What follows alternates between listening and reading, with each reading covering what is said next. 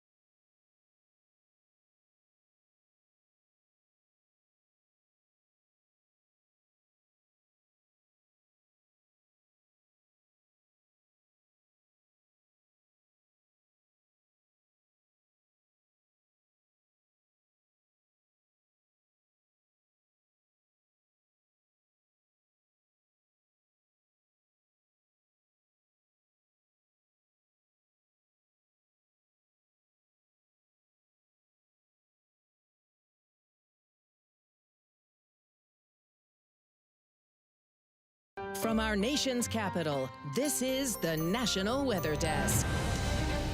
And good morning and happy Friday. Welcome to the National Weather Desk. I'm Mark Pena. As we welcome in the new year, it appears La Nina will continue impacting weather patterns across the country.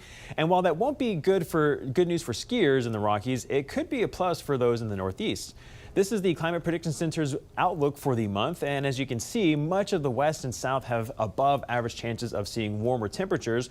That's especially true across the Rockies, the Northeast, and the Great Lakes region, where Great Lake regions are likely looking at below average temperatures. As for precipitation, it will be drier across parts of the south, including Florida and South Texas, but it's expected to be a wet month out west, which is not good news for rain-drenched Southern California.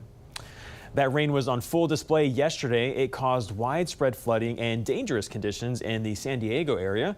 Many drivers had to be rescued from their cars as storm runoff overwhelmed roads and drainage systems. And here you can see crews pulling a child out of a truck and bringing her to safety. More than 2 inches of rain fell across San Diego. That's more than the city gets in the entire month, and there were even higher amounts in the mountains.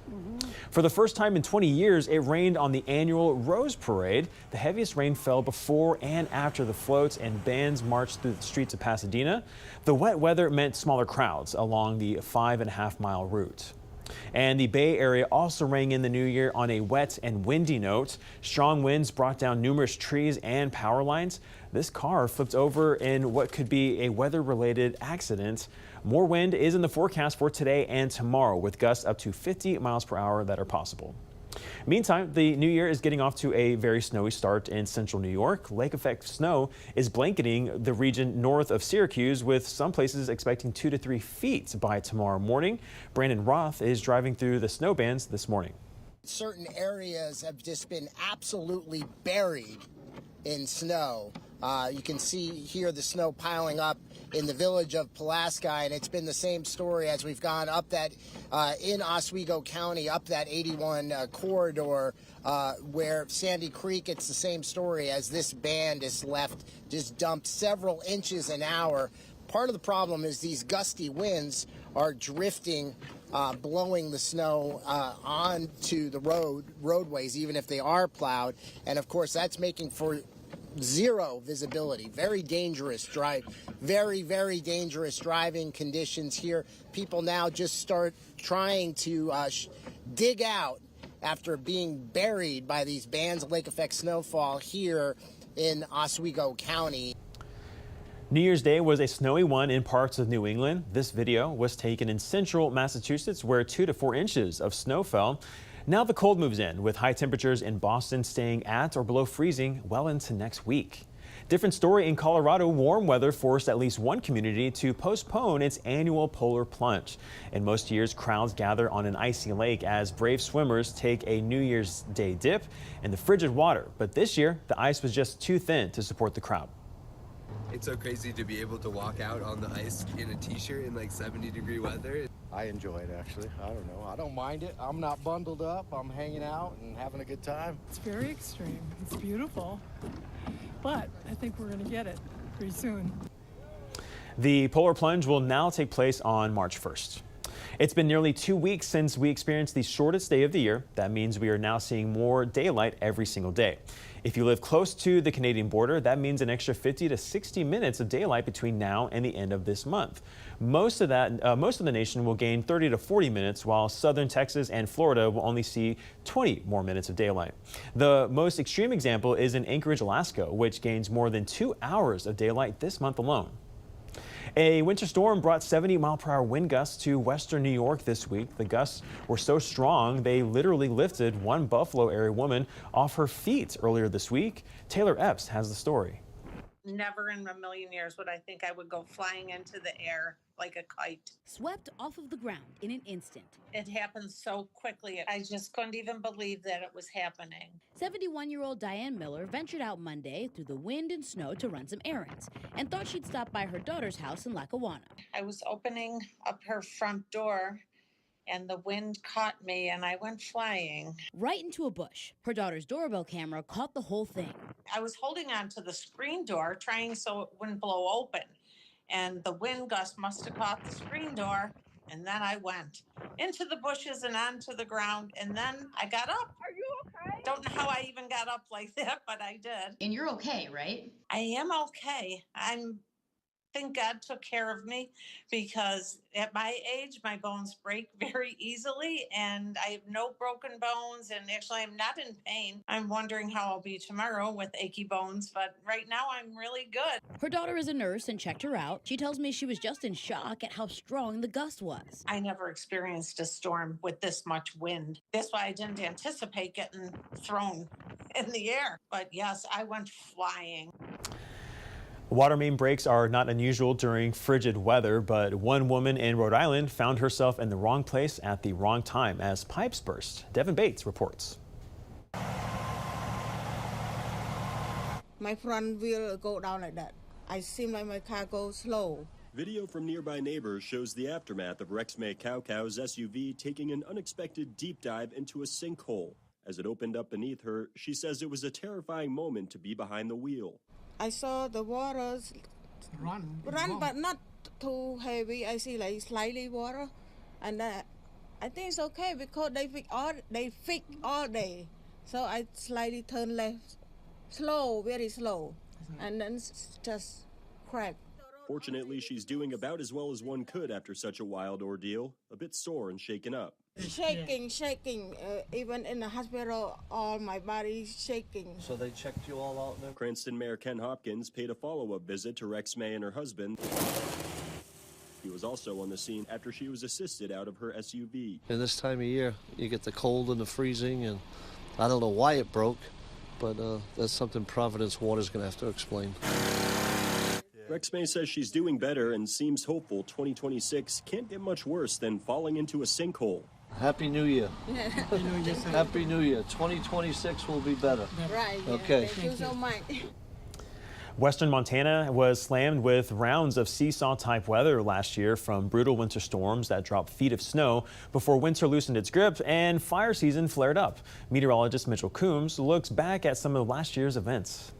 The season started quickly with multiple early season starts, including the Saw Log Fire between Wisdom and Wise River. Fire activity quieted until mid-August when multiple large fires ignited across the region, including the Cloud Rest, Bivens Creek, and McAllister fires.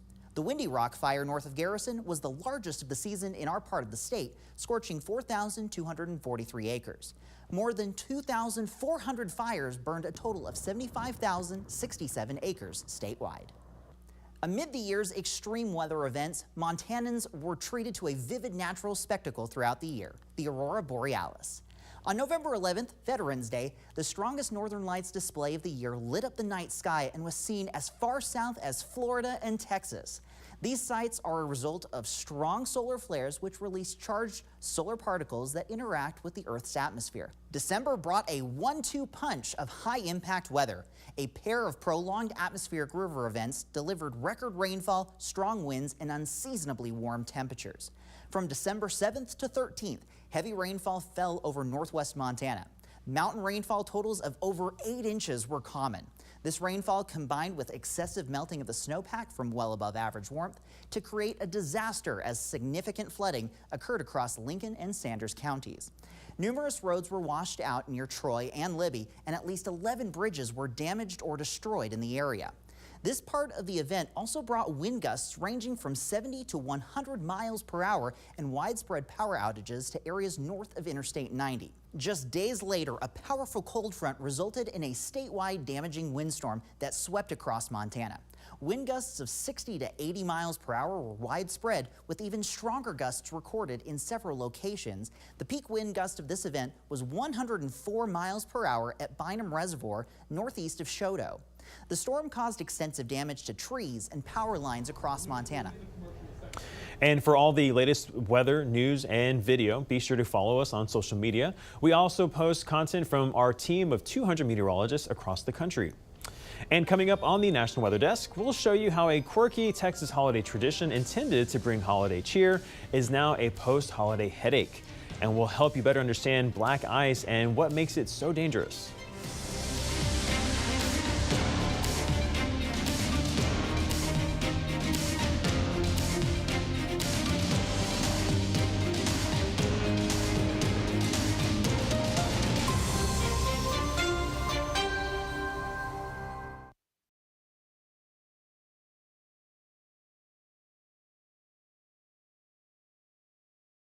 This is meteorologist Hannah Sheehy with a look at the Northeast. As we're waking up this morning, we've got westerly winds for most of us, keeping us pretty cold. Single digits over in Portland and in Albany, lower teens for most of us as we're waking up.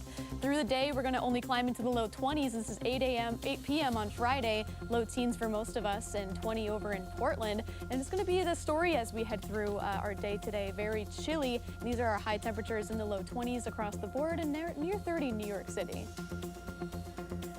I'm Chief Meteorologist Gerard Jabali. Here's a look at the Mid-Atlantic region. We will be looking at more sunshine to arrive late Friday afternoon.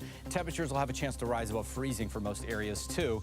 And then Saturday, clouds will start to thicken up, passing disturbance to the south. We'll bring some shower activity, mainly in the form of some light rain. Could mix in with a little bit of wet snowflakes too throughout Saturday afternoon. But temperatures may not quite be cold enough to make it accumulate. We're talking about near 40 degrees in the afternoon, both Friday and Saturday. I'm meteorologist Charlotte Carl. Afternoon high temperatures for today still comfortable and below average for most. We'll be in the lower 70s around that I-20 corridor and south, and then north of that I-20 corridor, 60s and 50s. So a comfortable, cool day. We see a lot of cloud cover building into the area from the west as a very small area of low pressure develops across parts of the Great Plains states. We're going to see possibility for some heavy rainfall making its way across that metro Atlanta area into the Carolinas by Saturday.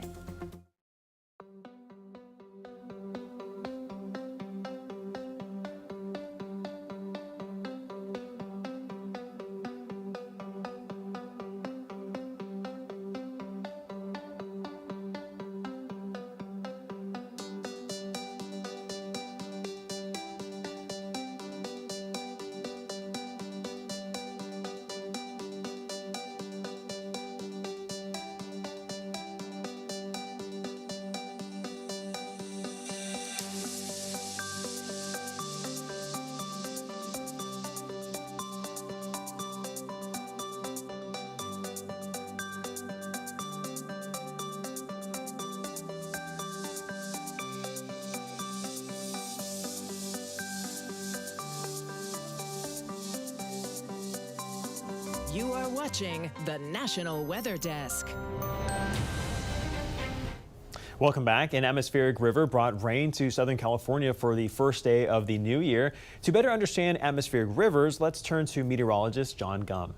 So what exactly are atmospheric rivers? Well, you can think of these similar to a regular river that flows, but this is a river of moisture in the sky.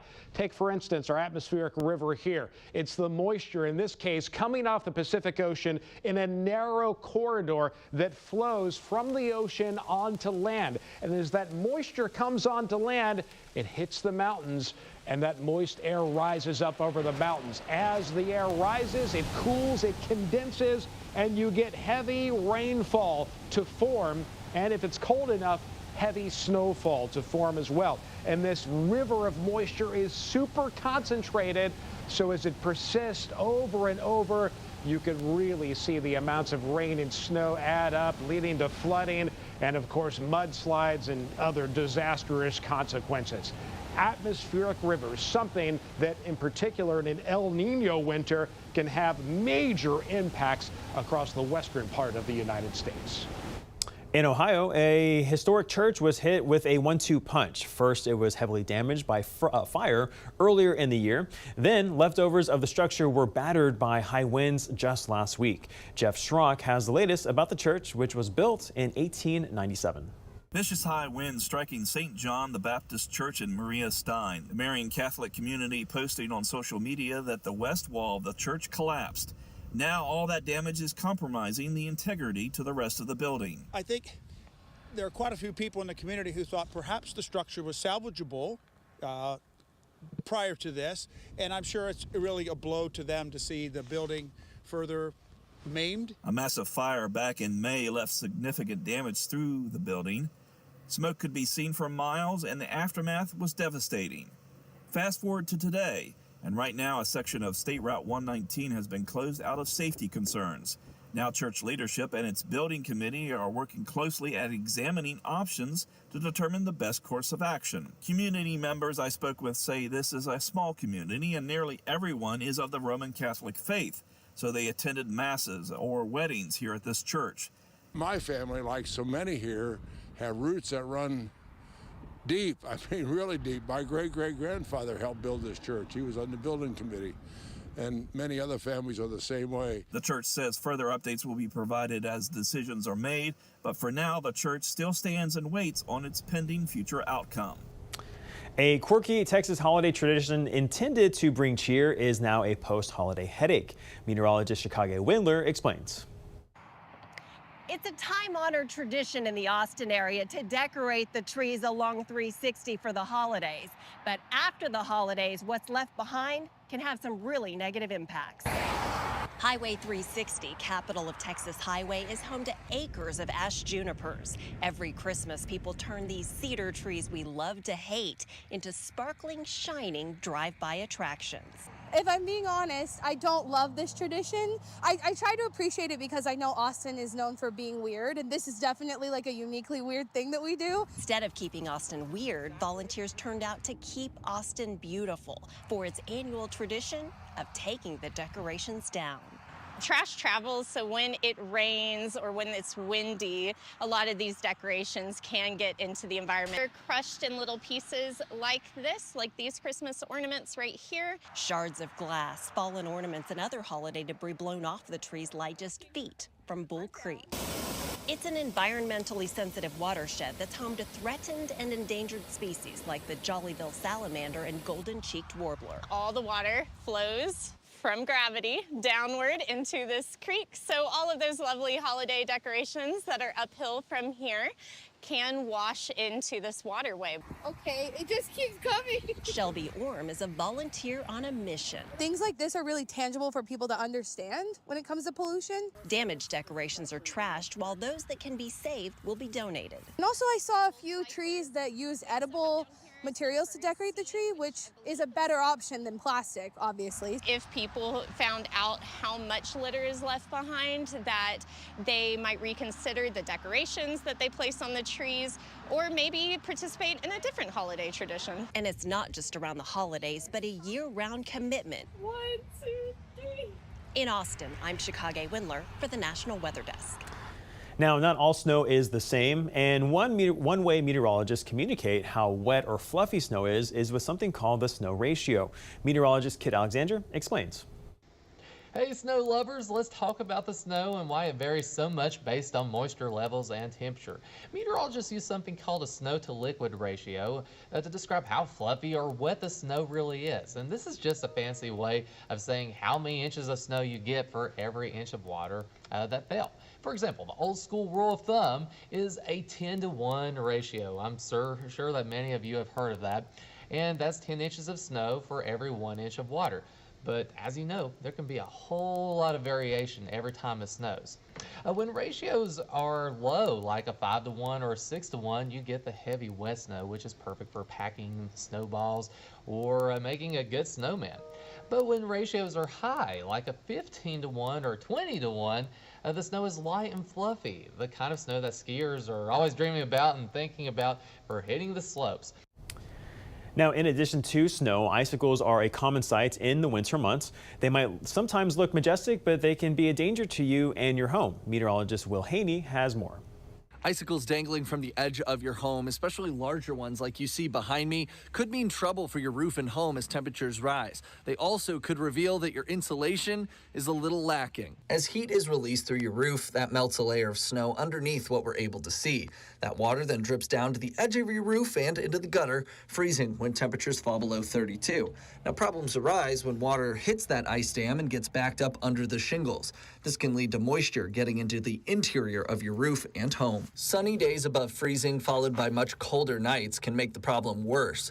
Experts recommend using a telescoping roof rake to remove snow and ice buildup from the edge of your roof. It's a good tool to have because it would be dangerous to hop on a ladder with snow and ice on the ground. You can also purchase roof ice melt tablets, which are made of a salt solution safe to use on your roof and home. Some people even put those in their gutters to try and keep them free of ice. Another pro tip is to try and remove any sort of piles of snow that have built up near your building's foundation. That way, as melting happens, you don't get basement flooding concerns. Check for any indications of moisture on the inside of any exterior walls. My garage here was fine, but any water inside would be a much more serious problem, requiring a professional. And please use a little common sense before you just go breaking off icicles from your home. Keep an eye out for those kiddos too. Sometimes they get some ideas. And for something bigger like this, sometimes it's just best to let it run its course. You can obviously imagine if you were to break that off too quick, get a little careless, something like that could definitely leave a mark, not only on you, but also your home. Some things to think about as we get into winter. Time now for a short break, but first we take views of sunny Orlando, Florida.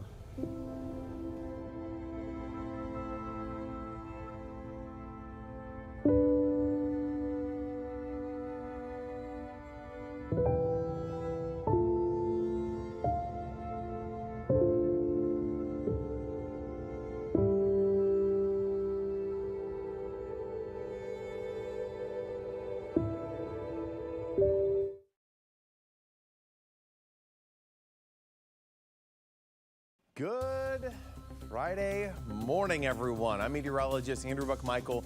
Weather across the Midwest kind of staying a little chilly over the next few days, but we will be warming up more heading into next week. Got a little bit of lake effect snow across the Great Lakes, but otherwise pretty quiet for most of us. Still a little bit of very light snow closer to the Great Lakes, a little bit more. And as we continue on into your Sunday here, warming up a little bit more with some rain and snow. Good morning, I'm meteorologist Alex Garcia. Here's a look at your regional weather. Not quite as cold this morning. We're in the 40s up to the north, 50s and 60s all the way down toward the south. A very warm day coming up for today. We're seeing some slightly cooler air up to the north, a little bit of some rain back up toward Memphis, but down toward the south. Just clouds moving in, then plenty of sunshine. That means a really nice warm day with record temperatures. I'm meteorologist Alex Garcia. That's a look at your regional weather. Hi there, everybody, and good Friday morning to you. I'm meteorologist Shannon O'Donnell. January out on the West Coast, we have pretty typical weather overall, although it's still quite extra wet around parts of California with rain between San Francisco and the City of Angels. Big disturbance pushing up the West Coast, going to bring more rain to Seattle and Portland as we head into the weekend. Meanwhile, gusty winds around Cape Mendocino and some heavier snow around Colorado Springs. And that's the scene from here.